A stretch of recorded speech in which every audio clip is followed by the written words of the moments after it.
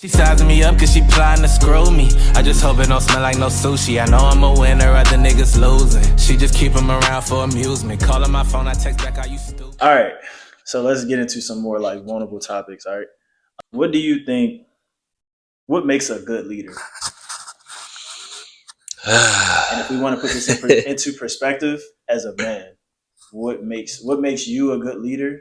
Like I'm not maybe for yourself or whatever it is. You can say in general whatever it is, but what makes a good leader? I think a good leader is somebody who's willing to be the example, because a lot of people, especially when it comes to men, and that's like a buzzword right now, like big big buzzword, like especially like with women, like he wasn't leading properly, so I did this, or I don't know what to do, I'm following your lead, or like, you have to lead me properly, stuff like that. So I think with being a leader, you really have to be grounded like internally in your spirit, number one. And what I mean by grounded internally in your spirit is to be grounded in your emotions, being very wise in your decision making, being able to accept a lot of things that people normally can't just take on. Yeah. Or normally they just can't live with. Being able to endure, being able to have perseverance and have resilience, being able to have focus, motivation, determination, tunnel vision, knowing how to be agile and stuff too. I'm using a lot of words to kind of paint the picture before I dive in, but it's really complex to be a leader. Some people could be like, when they get to a certain point, especially these YouTubers now that are like super, had these huge platforms, millions of followers and subscribers or subs, millions of subs and stuff like that, averaging like 100K views, maybe 50K plus likes. They try to simplify being a leader because everybody likes, like, if you do the microwave stuff, like, but they kind of rob people of like the hours and the hard work and their trials and tribulations. So I can't speak for everybody's situation, but for me, I think being a leader is like a constant decision you got to make every day. Like you have to literally put on your socks, put on your shoes, and be able to. I don't hate to get biblical, but you really got to put on that armor. Like they like in the Bible, I can't remember the book, but there's this, it's 7 pieces of armor you got to put on. It's the helmet of salvation, the sword of truth, the breastplate of righteousness. I shouldn't have started this because I'm not going to remember. But there's a belt. You good. But my bad to cut you off. But what I was going to say is that's the reason why I'm leaked 7 for 7. You feel what I'm saying? I don't even know all the 7 things, but 7 was a big number for me. I turned 27 last year. My birthday is 7/14/1997. You know what I'm saying? And last year when I turned 27, that was actually one of the biggest years of my life. You know what I'm saying? Like me thinking that I found purpose. I think this is what it is. God came into my life and everything. So don't be afraid to get biblical on it. Like I get biblical all the time, but if you don't know something, you heard me when I was just talking about Romans 12. Like I don't know the exact verse and everything. You good? Yeah, I appreciate it. And it was the shoes of peace. It's their shoes. There's a belt. There's a breastplate. There's a shield. There's a helmet, a sword, and there's one more thing. Somebody drop it in the comments. Y'all know what I'm talking about. You can Google it. You gonna know. But yeah. So with going back to being a leader, I think that in addition to everything else I just said, you have to also be consistent as well, and that comes with not wanting bit with being a person, like even when it comes back to the gym, like I don't want to. A lot of those times, I didn't want to work out. Even when we in our sessions, when we used to be in our sessions, and currently when I'm in my sessions, like working out, I don't want to work out, but I know like I started something, so I have to finish it, and it just has to get done. That goes back to being an example, and with a leader, I don't think that it's just a male's role to be a leader. Now, when you talk in a relationship, a heterosexual relationship with a man and a woman, then yes, the man should be the one leading the relationship. The woman should follow, but a leader isn't only designated for a man. I think a woman, when it comes to like being a mom, they also have to like be a leader as well, and play their part in being a leader. Whether it's a home where it's together, people are married, whether it's a co-parenting thing, or whether it's a single parent household. But going back to what I think a leader is, choosing others like before yourself, setting that example, and just being somebody that is resourceful, and not in a way where like you have all the answers or you know everybody that can get the answers, but it's a two-way street. People can rely on you for certain things. Like you're not never unavailable or never uninterested, or you never are too good for something. So I think everything that I've mentioned, in addition to what I just mentioned, that is what a good leader consists of. And I'm striving to I was just about to continue to do all those things, because I kind of get where this is going.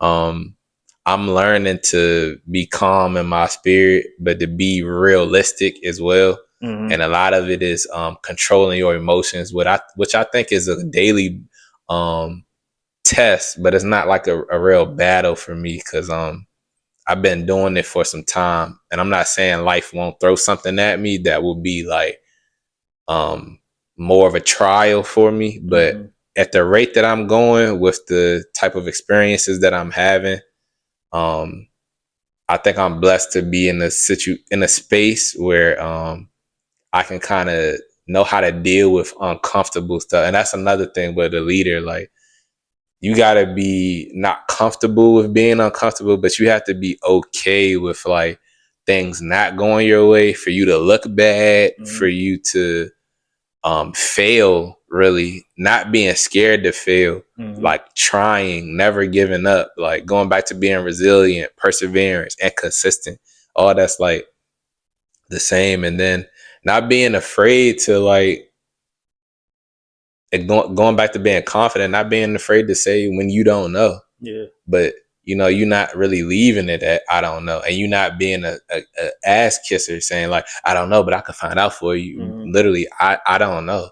Like I don't know and being present in the moment, like knowing like what's going on. I think like just gathering that type of information and feedback, and like being able to immerse yourself in it as well. Like being a leader in that way will help. Being a leader in that perspective will help you be able to lead things properly, or to maybe designate somebody else to do it. And I think that's also leadership too, because you knowing yourself, and you probably can see that in somebody else, and then you could bring out other qualities or build up people.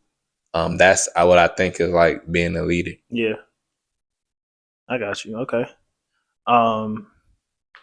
What's called? I'm gonna kind of talk a little bit too, but I did want to ask you, like, did somebody teach you that, or did you learn on your own?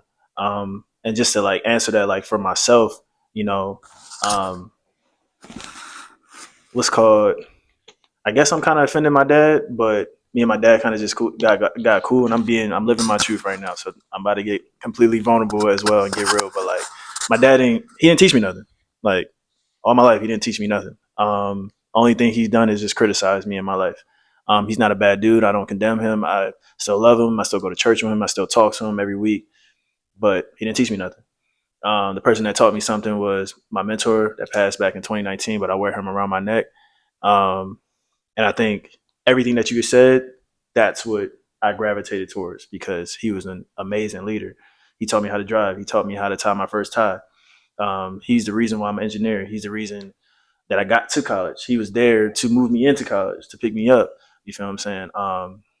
My Bible, my faith, everything was because of him. My mom was more on kind of creating opportunities for me. She was a great leader on that, but she couldn't teach me how to be a man.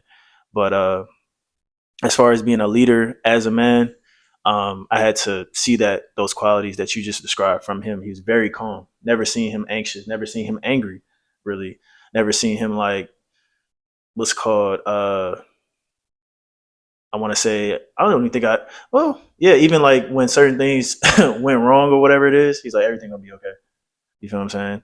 And if something like he didn't know, he just said straight up, I didn't know. So you explain everything perfectly, but it's just like um, I think in today's time we don't really get grace like men. We don't get grace. I feel like it's just well he wasn't leading, he wasn't doing this. Listen, we all trying to figure it out, and some of us just don't know. Some of us were not taught, and I'm not trying to throw excuses out there, but it's just like, come on, cut us some slack. Sometimes, you feel what I'm saying? I think with the grace piece, it kind of goes back to what I was saying earlier about me when it comes to like me being an artist and like how I'm doing with that and so whatever that question was when Yeah. I said that I needed the validation externally Mm-hmm. and I needed the um I got my confidence from other people, but I needed to like have it for myself. It needs to come from within. Mm-hmm. It's the same thing like when you said like, you know, men people are being hard on men and stuff like that when it comes to grace and stuff like that. But you got to give that to yourself. Yeah. But it comes back with like, in my opinion, I'm not saying this is like across the board, but in my opinion of being a leader, you got to give grace to yourself. But that's Facts. being present and like being able to endure like what comes with being a leader. Not even just taking it out of being a leader. It's stuff that comes with everything that you do. Like Mm-hmm. not even just being a leader. Like for example, you have a dog. There's a lot of stuff that comes with being a dog owner Mm-hmm. or a pet owner. Not even just a dog, a pet owner. There's decisions you have to make. Owning a car, there's stuff with owning a car, living on your own in a bar. It's stuff. So you have to like being in a relationship, having a job, working from home, having a commute. You have to know what comes with that. You have to be present in the moment. And where I'm going with that is you have to be like willing to um, accept, fully understand what comes with that, accept the terms, and like know what you can and can't like control. Like when it comes to like being a leader, you know nobody's perfect. If you are a Christian, you know nobody's perfect. It's only one person that was perfect. Mm-hmm. And even if you aren't a Christian, which is nothing wrong with that, um, nobody's still like striving for perfection. Like even if you do strive for perfection in one area, it's going to be millions of other areas that you're lacking. Mm. And because if you trying to be perfect, to me, there's nothing wrong with your life. Like everything's like generating some type of like outcome. But Mm-hmm.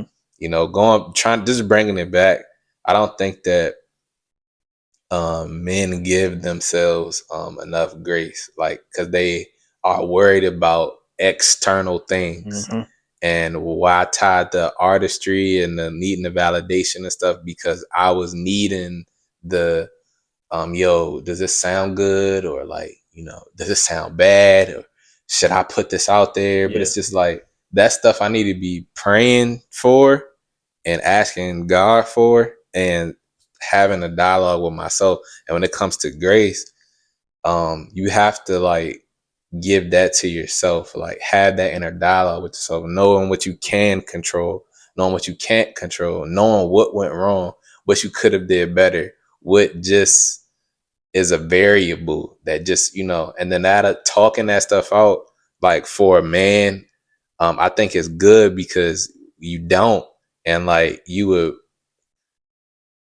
our emotions are tied into, like, if you're a heterosexual man, like a woman is emotional, and if you were raised by, like, gravitated more, if you were a man and you gravitated more towards your mom when you were younger, you're raised to, like, kind of live out that type of energy. And like a lot of times you may not know how to control your emotions, or you just may have a dad who never knew how to control his emotion. And you ask me, like, where did I learn all of this stuff from? My dad, he wasn't the greatest dad. I don't want to put all of his business out there, but he wasn't the greatest dad. But he taught me a handful of things, but I learned all of this, I think, through just experiences, really.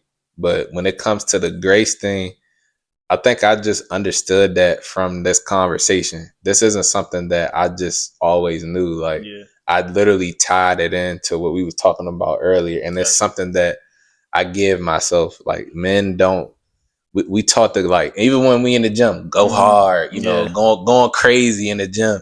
But, we gotta, at the end of the day, sometimes, to me, when I look at my physique, I be like, and I look at what I went through that day to get to that, I be like, I did a lot today. I did, and that's grace to me. Like, I did a lot. Like, I gotta go do this shit again tomorrow. Nobody's making me do it, but I want to. But and that goes back to what I said, like, because everything I try to make everything I say tie to each other. So that goes back to what I said about knowing what comes with it. Like, if I want that physique, if I want to stay that way, I give myself grace, but I know I'm gonna have to get up and do the same shit, put in the same amount of work. I'm sore as fuck. I gotta eat still. I gotta sleep still. And a lot of times when we was doing that, I was fucked up. I was feeling all types of ways. I was going through. We both was going through our own shit, and we still knew what came with the path that we chose. And like, as far as speaking for myself, like, I gave myself the grace. Like, I did all right today. Like, I feel a little bit better. Like, I'm not the best, but I feel good about the progress that I made. So, and I didn't let anything outside of me influence that. So, I know my answers are kind of long, for my bad, but just make sure, like, men probably should make sure that they are giving themselves a little bit more grace. Don't make the grace a fucking excuse. Because that shit is going to piss me off. But don't make the grace an excuse. Be like, grace is more like your own inner dialogue validation. It shouldn't always be about what I could do more. Appreciating what you've done and being real with yourself. How can you top that? Pause. Like, you versus you. Good pause.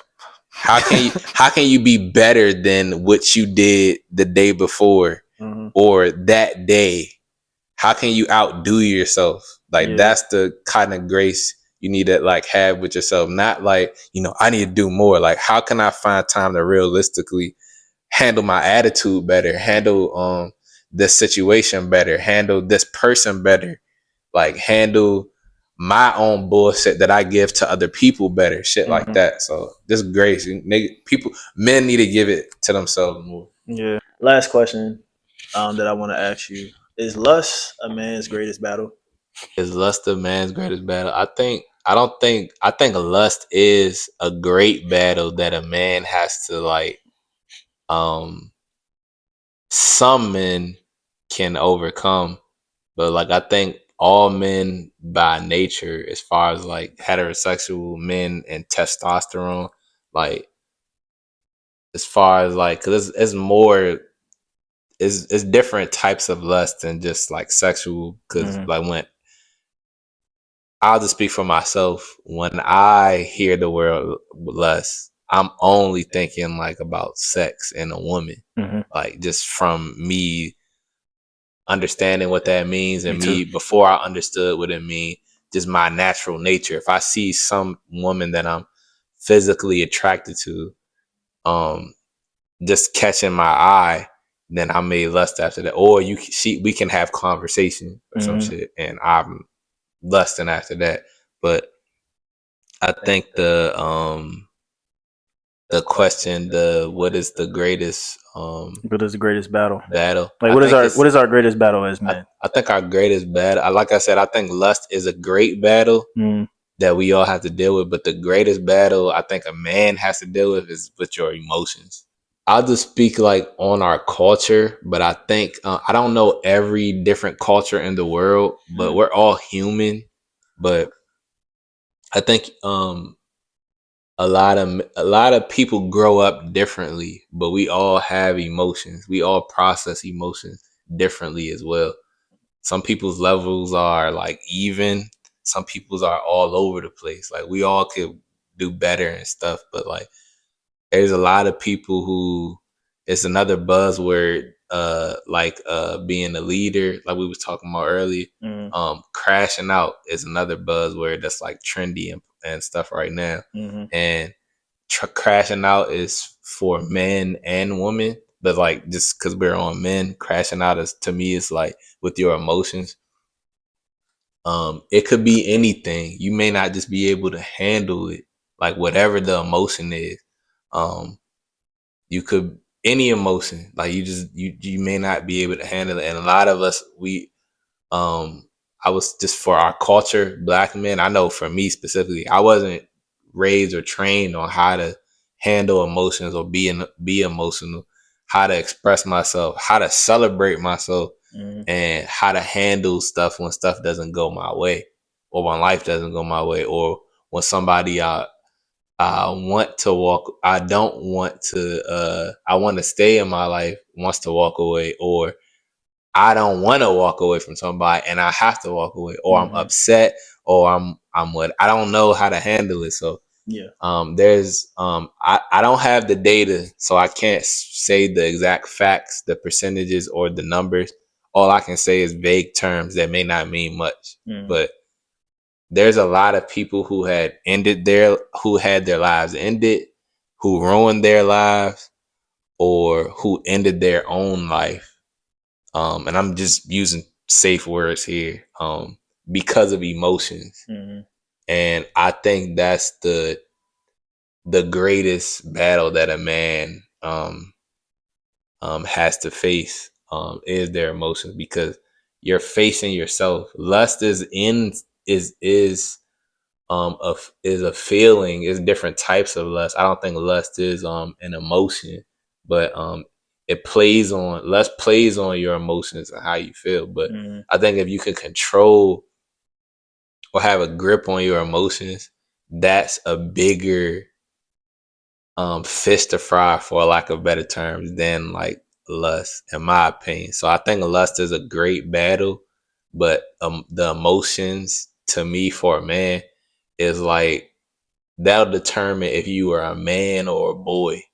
And you can just look at somebody or see how they interact with people, and you can kind of tell where they're at emotionally. You can't really gauge. You can gauge lust like easy. Like, you put a heterosexual man in the environment with women, they're going to do what nature intended us to do. But you put that same person in a trying environment where you experience a lot of emotions, you'll determine if this is a man or a boy. So, and even if a man is handling some shit like a certain type of way, it goes back to being a leader. You gotta be able to endure and persevere and stand 10 toes. All of that stuff is not easy stuff to do. So I think and then if you have a relationship, you can have your own life. It could be a rack of shit going on. And I just learned this recently. You can have a fucked up day. I'm just trying to paint a picture to why emotions is the better option for me. Is the greatest battle. You can have a fucked up day outside of work. Like, it's literally the shittiest day, and it makes you feel like the lowest of the low on the inside. After your day is over, you thinking about, damn, I got that shit waiting for me tomorrow.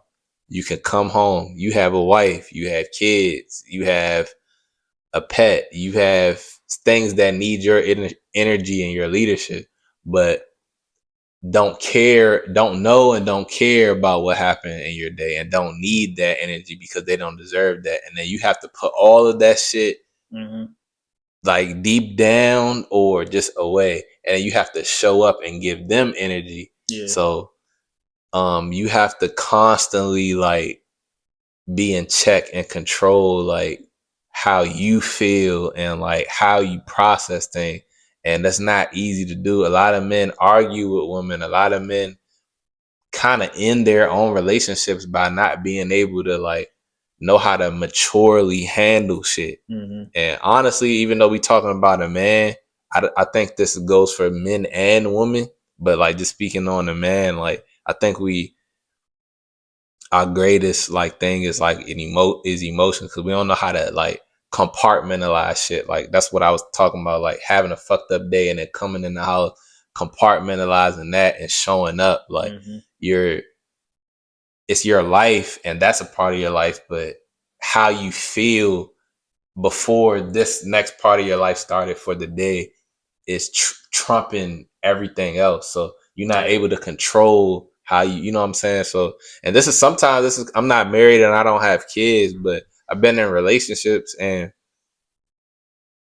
it's not easy to do to handle like your emotions. Like my coping mechanism, I just stay silent like into myself, and that's not okay. Then that's even without an intimate relationship, but like your mom could call you, your sister, whatever. You don't want to talk, or you just let that bitch ring. You don't know how to handle, you know what I'm saying? So I don't think it's lust. I think lust is really up there. Lust is top 3, but I think emotions for me is like number 1. Okay. Now you killed that, bro. But I want to say you kind of shifted my perspective a little bit too, because I guess I'm gonna put it in a different narrative. Like I feel like that's the greatest skill that you can what's called acquire is being able to master like your mood despite whatever happens. Like whatever happens to you or you don't get your way, like being able to just master that. Like, and I guess your mood is your emotions, I would say. But emotional intelligence. yes. But what's called, that always hits home to me, and I talked about it on this channel, but about mental health. Mental health is really big with us. The highest suicide rate is black men, and I didn't even know that. And you know what I'm saying, like that's really deep. And this is, you know what I'm saying, Suicide Awareness Month as well.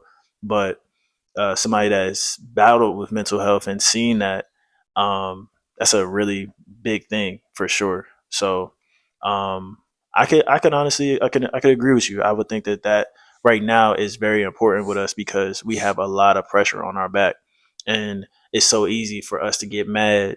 It's so easy for us to get sad as fuck and just want to just go end it all. You feel what I'm saying? It's so easy for us to want to crash out, whatever the term is now, all this other stuff. Like once you master that, once you are able to stay calm and everything and master those emotions, I think that kind of goes back to that question that I just said, kind of making you a better leader as a man. You know what I'm saying? As a brother, as a son, as a future father, whatever it is. Like I think that's going to make you better. But what's called? That's about it. All I got on that, man. I think you killed it on that last question. You got anything else you had to say? I mean, nah, like I said, lust is up there. Yeah. Emotions are like, I think that's the final boss, like to let you know, like if there was a test to determine are you a man or not, I think it would be your emotions. And I've grew up and I've seen the lack of being able to handle your emotions and not handling them at all, not giving a fuck, and choosing which ones that you want to tend to and stuff. So it's hard to like be able to address them all. But then when you change cultures and you talk to people who are from the Caucasus Mountains or like He went against the grain with that. You change cultures, and y'all, if you know what I'm saying. I've learned recently through a new manager and through just being a person and being confident and not being afraid. It's okay to freely express how you feel as long as you aren't doing it in a way where you're trying to gain sympathy or empathy from somebody else. Or you're whining. Yeah, or you're whining. Or you just being a bitch. That's the easy way out. That's the easy way out here. It's being a bitch. If you're doing that, then no, you're doing it wrong. But pause. Yeah. But you want to make sure you're being like kind of like an open book. Even if you aren't ready to put that out there to the world, at least have an inner dialogue with yourself. Like, you know, I don't like how this made me feel, or I don't like how I feel right now. I don't like where I'm at. I don't like the outcome that I had. I'm very frustrated about this. Like stuff like that versus not saying anything, expecting somebody to know, expecting somebody to give a fuck, and then expecting something to happen when you aren't doing anything to yield a different outcome. Yeah. All right. This has been another episode of Leak 7 for 7, man. Ralph, I appreciate you for coming out. Yeah, for sure, bro. Saying some real shit, man. That was a really good conversation, man. But stay tuned for the next one. We love y'all. Peace. Yeah, I want you to be my best friend. I do not want to come in between you and your best friends, because I know that's gonna last longer than a girlfriend. When times get hard, we holding on to all the times.